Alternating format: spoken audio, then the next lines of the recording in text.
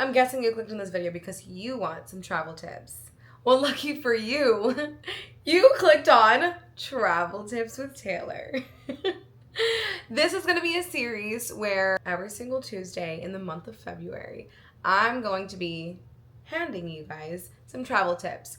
These tips are not just any random tips, okay? These tips come straight out of, I'm just gonna put it on the screen for you, my travel budgeting guide. So this guide is what I have come up with.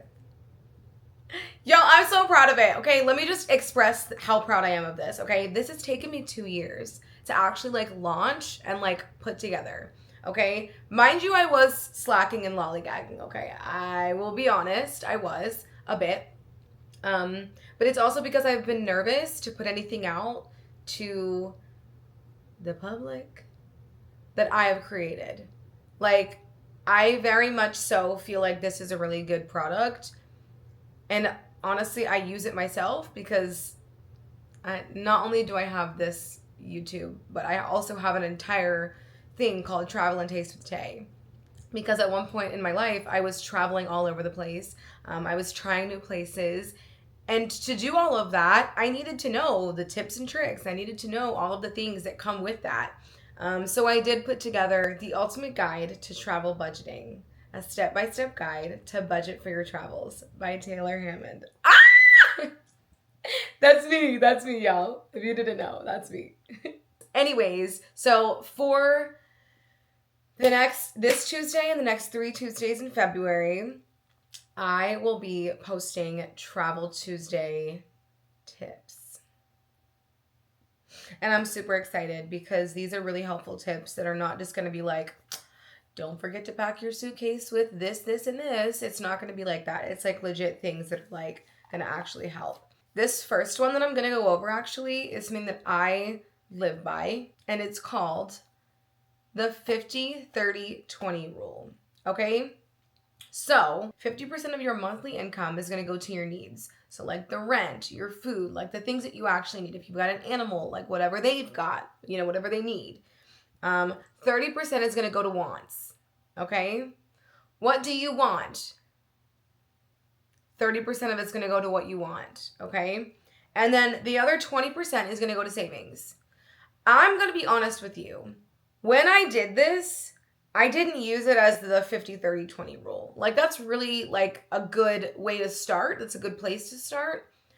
But truthfully, I cut out all the things that I wanted.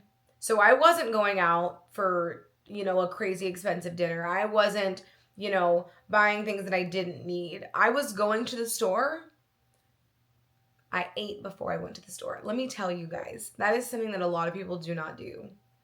You guys don't eat before you go to the store and you end up with like a $200 receipt, okay? Because you're hungry when you go into the store. Stop doing that. I just find myself fixing my wants category and narrowing it down to what do I actually need versus like, okay, I want this right now, but can it wait 6 months? Before I have to go travel, Like for my birthday, I would love to go somewhere for my birthday. What I need to do, starting right now, it's February now, I need to lock in. I need to make sure that, I'm not paying for unnecessary things. I'm not going out to buy Chipotle when I could have, gone to the store on a Sunday, meal prepped everything, and then had my own Chipotle at home. Like it's super expensive to eat out. It's super expensive to, do anything out anymore. I cut out coffee. I cut out matcha. I cut out everything. I don't go to any cafes to get anything anymore. I was such a Starbucks girly. I was locked in going to Starbucks all the time. And I just don't do that anymore because I have taken my wants category from 30% to honestly like 10%. I don't buy things that I want anymore. At the end of the day, I know that a lot of the stuff that I want or that we want as a society are things that are going to please us in the moment versus thinking about the long term, which is like, okay, if I put this aside for right now, how is it going to benefit me in the long run? We don't think about that. So if you want to save more, you can definitely rearrange the 50, 30, 20. So I would say 100% keep 50% of all your monthly income to the things that you actually need. I would say 10% goes to wants for me. And I'm going to say 40% goes to savings.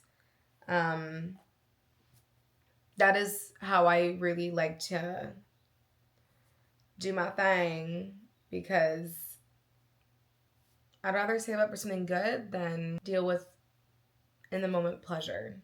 Number 2, okay? Prices are usually at their lowest 6 to 8 weeks before departure. Now, if you want to book a flight and you're like on a whim, hey, I want to go book a flight, do not get mad at yourself if you're booking a flight 2 weeks out and the price is $500+ for a one-way to with 3 states in between you and the other state that you want to go to. Like, don't be mad about that, because at the end of the day, we have to think about what we're actually doing, and we have to realize that if we're booking a flight way too late, it's going to be really expensive. You've just got to understand that. And there are some points in time when you can wait for the price to drop. Like, you wait a little bit, you know, it could drop on a Tuesday, because, you know, Tuesdays, here's another tip. Tuesdays, a lot of the time, are the lowest prices of the week for booking a flight. I always do wait till a Tuesday. But I will say, what you can do is, if you're just going to monitor a flight, like if you want to go somewhere in 6 to 8 weeks and you just want to monitor the flight and see if it's going to go down, if it's going to go back up, you can just check in. What you can do is you can subscribe to fare alerts. It'll show you, it'll send you an email, it'll send you a whatever when there is a price increase or a price drop. I actually do this a lot with international flights. And I do notice that international flights, like, they fluctuate significantly. That's what I have noticed, at least. So it's okay to subscribe if you don't want to book it 6 to 8 weeks in advance because you're like, I don't know if I'm going to go. I don't know if it's going to be too expensive. I want to just see if it's going to fluctuate. That's okay. You can definitely subscribe, and you can definitely get fare updates. So that was it for my Travel Tips Tuesdays. Travel Tips with Taylor. I don't know what I'm calling this. Just know that every single Tuesday, you're getting a travel tip by your girl, Taylor. Okay? So lock in, clock in, and be ready to go next time. Write it down. Get it together. Get a pen and paper, because we are ready to go. Get a pen and a piece of paper. Okay? And if you don't feel like locking in every single Tuesday, totally okay. In the description below, I am going to put the link to my book, and you guys can purchase my book if you'd like to. It's not too expensive. Just know that it did take me 2 years, so I am going to price it reasonably, considering the fact that it took me so long and I put my heart into it. And, you know, like, it wasn't something that I just whipped up in like 10 minutes. It was very much so like, this has been an ongoing thing. And I'm really excited. And I hope you guys enjoy it, honestly. And definitely come back next week for week 2 of Travel Tuesday Tips. Travel Tip Tuesday. I think I'm going to call it Travel Tip Tuesday. Why can't I'm Travel Tip Tuesday. There's so many T's in it. Travel Tip Tuesday with Taylor. Travel Tips on Tuesday.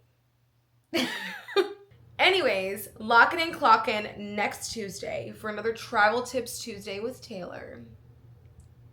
Yeah, that's what I'm going to call it. Travel Tips Tuesday with Taylor. Thank you guys so much for watching this video. I hope you guys liked it. If you did, definitely subscribe, because you don't want to miss out on the series. Don't miss out. I will see you guys next Tuesday. Bye.